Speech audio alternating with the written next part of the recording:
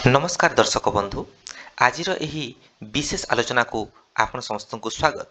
ଆମର ପାରମ୍ପରିକ ଓଡ଼ିଆ ସଂସ୍କୃତି, ମହାନ ସନାତନ ଧର୍ମ ଏବଂ ପୁରାଣ ସମୂହରେ ମାନବ ଜୀବନର ନୈତିକତା ଉପରେ ସବୁଠାରୁ ଅଧିକ ଗୁରୁତ୍ୱ ଦିଆଯାଇଛି।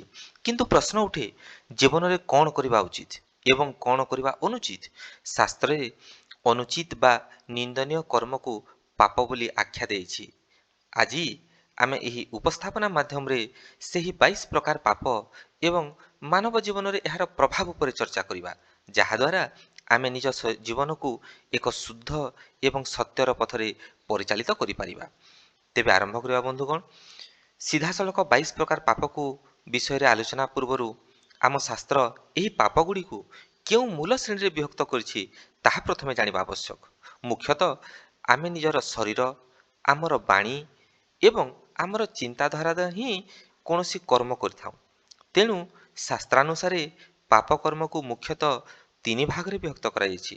ପ୍ରଥମଟି ହେଲା କାୟିକ ଅର୍ଥାତ୍ ଶାରୀରିକ ପାପ, ଦ୍ୱିତୀୟଟି ହେଲା ବାଚନିକ ପାପ ଅର୍ଥାତ୍ ବାଣୀଜନିତ ପାପ ଏବଂ ତୃତୀୟଟି ହେଲା ମାନସିକ ପାପ ଅର୍ଥାତ୍ ଚିନ୍ତାଧାରା ଜନିତ ପାପ। ଦେଖନ୍ତୁ, ଶାରୀରିକ ପାପ କାହାକୁ କହିବା?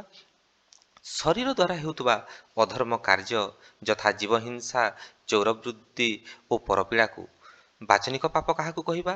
ବାଣୀ ଦ୍ୱାରା ହେଉଥିବା ଅପରାଧ ଯଥା ମିଥ୍ୟା ଭାଷଣ, ନିନ୍ଦା, ଅପବାଦ, କଟୁବଚନ ଏବଂ ପରର ଚର୍ଚ୍ଚା କରିବା, ଏସବୁ ହେଉଛି ବାଚନିକ ପାପର ଅନ୍ତର୍ଗତ। ଏବଂ ମାନସିକ ପାପ କହିଲେ ଆମର ମନ କିମ୍ବା ଚିନ୍ତାଧାରା ଦ୍ୱାରା ହେଉଥିବା ପାପ ଅର୍ଥାତ୍ ଅନ୍ୟର ଅନିଷ୍ଟ ଚିନ୍ତା କରିବା, ଈର୍ଷା କରିବା ଓ ଲୋଭର ଭାବନା ରଖିବା, ଏହିସବୁ ହେଉଛି ମାନସିକ ପାପର ଅନ୍ତର୍ଗତ। ଏହିପରି ଭାବରେ ପାପକୁ ମୁଖ୍ୟତଃ ମୂଳ ତିନୋଟି ଶ୍ରେଣୀରେ ବିଭକ୍ତ କରାଯାଇଛି।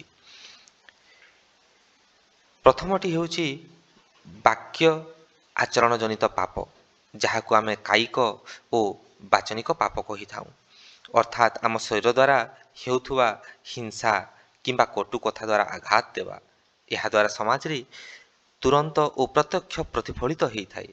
ଏବଂ ଦ୍ୱିତୀୟଟି ହେଲା ଆଭ୍ୟନ୍ତରୀଣ ଚିନ୍ତାଧାରା, ଯାହାକୁ ମାନସିକ ପାପ କୁହାଯାଏ। ମନ ମଧ୍ୟରେ ଅନ୍ୟର କ୍ଷତି କରିବା କିମ୍ବା କାହା ପ୍ରତି ଈର୍ଷା ରଖିବା ଏହାର ହେଉଛି ଉଦାହରଣ। ମନେ ରଖନ୍ତୁ, ଯଦିଓ ଏହି ମାନସିକ କୁଚିନ୍ତା ବାହାରକୁ ଦେଖାଯାଏ ନାହିଁ, ତଥାପି ଏହା ସର୍ବପ୍ରଥମେ ନିଜର ଆତ୍ମାର ପରିଶୁଦ୍ଧତାକୁ ନଷ୍ଟ କରିଦେଇଥାଏ। ଆପଣଙ୍କ ଭିତରେ ଥିବା ସକାରାତ୍ମକ ଚିନ୍ତାଧାରାକୁ ହିଁ ମାରି ଦେଇଥାଏ। ସେହିପରି ଭାବରେ ଆମ ଶରୀର ଦ୍ୱାରା ସଂଘଟିତ ହେଉଥିବା ମୁଖ୍ୟ କାୟିକ ପାପ ବିଷୟରେ ବର୍ତ୍ତମାନ ଆମେ ଆଲୋଚନା କରିବା। ପ୍ରଥମେ ଆସେ ବ୍ରହ୍ମହତ୍ୟା ଓ ଜୀବହିଂସା ଅର୍ଥାତ୍ କୌଣସି ଜ୍ଞାନୀ, ସାଧୁ କିମ୍ବା ଅସହାୟ ଜୀବକୁ ଯଦି ନିଜ ସ୍ୱାର୍ଥ ପାଇଁ ଆମେ କ୍ଷତି ପହଞ୍ଚାଇବା ବା ହତ୍ୟା କରିବା, ଏହା ହେଉଛି ବ୍ରହ୍ମହତ୍ୟା।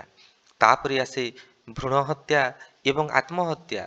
ଏକ ଅଜନ୍ମା ଶିଶୁର ଜୀବନ ନେବା ଏବଂ ନିଜର ମୂଲ୍ୟବାନ ମାନବ ଜୀବନକୁ ନଷ୍ଟ କରିଦେବା ସବୁଠାରୁ ବଡ଼ ପାପ ଅଟେ। ଏବଂ ଶେଷରେ ଆସେ ଅନ୍ୟାୟ ଅପହରଣ ବା ପରଧନ ହଡ଼ପ କରିବା ମଧ୍ୟ ଏହି ଶ୍ରେଣୀର ଅନ୍ତର୍ଭୁକ୍ତ ଅଟେ। ଏ ସମସ୍ତେ କାୟିକ ପାପ ଅଟନ୍ତି। ମନେ ରଖନ୍ତୁ ଯେ ସଂସାର କର୍ମଚକ୍ର ଉପରେ ଚାଲେ। ଆମେ ଯେପରି ଶାରୀରିକ କର୍ମ କରିବା, ସେହିପରି ଫଳ ମଧ୍ୟ ପାଇବା। ଆମର କଥା କହିବାର ଶୈଳୀ ଆମର ବ୍ୟକ୍ତିତ୍ୱକୁ ପ୍ରକାଶ କରିଥାଏ। କିନ୍ତୁ ବାଣୀ ଦ୍ୱାରା ମଧ୍ୟ ଅନେକ ପାପ ହୋଇଥାଏ, ଯାହା ଶାସ୍ତ୍ରରେ ବର୍ଣ୍ଣିତ। ପ୍ରଥମଟି ହେଲା ମିଥ୍ୟା ଓ କଟୁବଚନ। କାହାକୁ କଥା ଦ୍ୱାରା ଗଭୀର ମାନସିକ ଯନ୍ତ୍ରଣା ଦେବା କିମ୍ବା ମିଛ କହି ସ୍ୱାର୍ଥ ହାସଲ କରିବା ହେଉଛି ଏହି ବାଣୀଜନିତ ପାପ। ଦ୍ୱିତୀୟଟି ହେଲା ଚୁଗୁଲି ବା ଖଳତା। ଜଣଙ୍କର ଆଗରେ ଅନ୍ୟ ଜଣଙ୍କର ନିନ୍ଦା କରିବା ଏବଂ ପାରିବାରିକ ବା ଅସାମାଜିକ ଅଶାନ୍ତି ସୃଷ୍ଟି କରିବା, ଏହା ମଧ୍ୟ ଏକ ପାପ ସଦୃଶ ଅଟେ।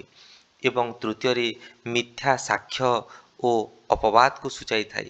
ଜଣେ ନିର୍ଦ୍ଦୋଷ ବ୍ୟକ୍ତିଙ୍କ ବିରୋଧରେ ମିଛ ସାକ୍ଷୀ ଦେଇ ତାକୁ ଦଣ୍ଡିତ କରାଇବା ଏବଂ କାହାର ଚରିତ୍ର ସଂହାର କରିବା। ବନ୍ଧୁଗଣ, ଶରୀରର ଆଘାତ ଶୀଘ୍ର ଶୁଖିଯାଏ, କିନ୍ତୁ କଟୁ ବାଣୀର ଆଘାତ ସାରା ଜୀବନ କଷ୍ଟ ଦେଇଥାଏ। ତେଣୁକରି ଏହିଭଳି ପାପଠୁ ଆମେ ଦୂରେଇ ରହିବା ଉଚିତ।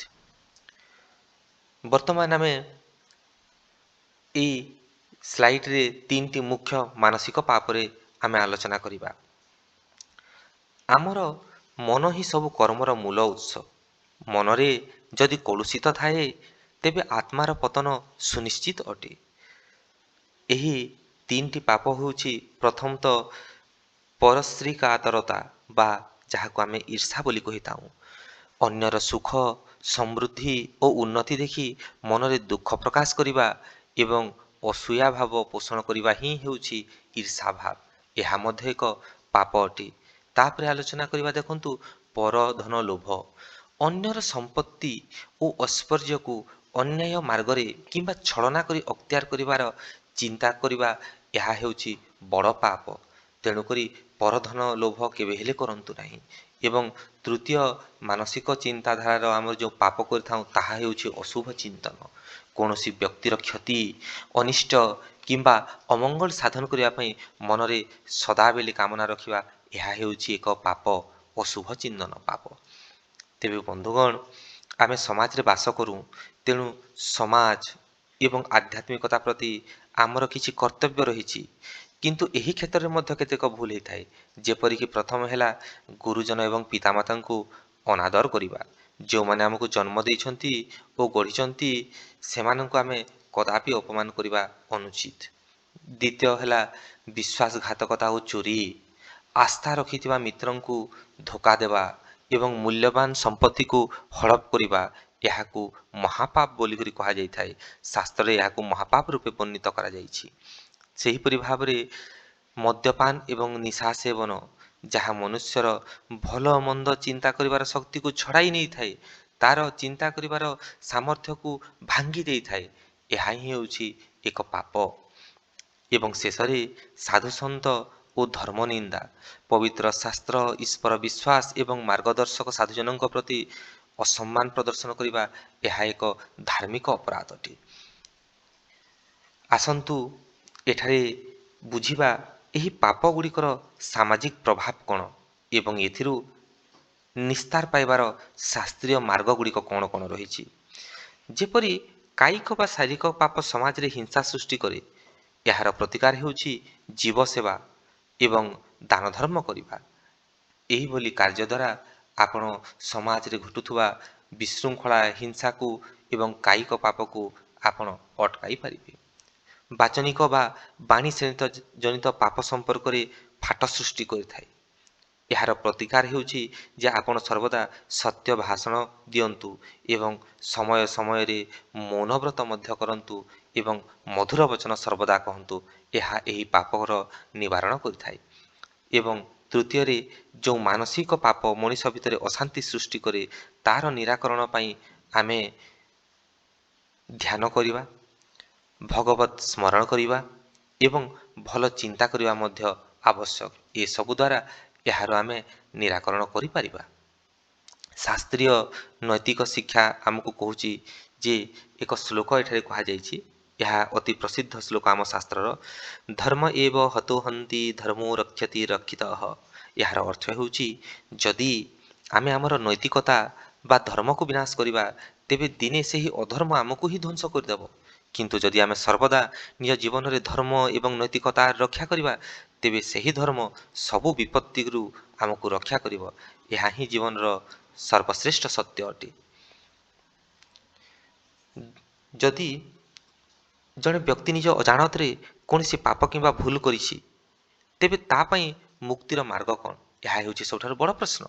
ଆମ ଶାସ୍ତ୍ର ଅତ୍ୟନ୍ତ ଦୟାଳୁ। ଏହା ମନୁଷ୍ୟକୁ ସୁଧାରିବା ପାଇଁ ସୁଯୋଗ ଦେଇଥାଏ।